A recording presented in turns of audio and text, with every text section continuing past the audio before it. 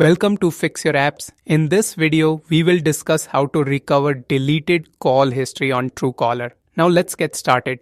The first step is to enable Google Drive backup. Open Truecaller and tap on your profile icon.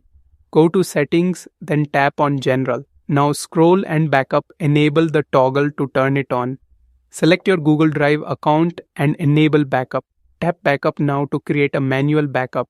Step 2. Restore from backup. If you need to restore your call history, uninstall and reinstall Truecaller. During setup, you will be prompted to restore from your Google Drive backup. Important notes: backups are overwritten with each new one. Only the most recent backup is available for restoration. Make sure you are using the same phone number and Google account for both backup and restoration. And there you have it. If you found my video helpful, please like, share and subscribe to my channel for more practical tips. Thanks for watching.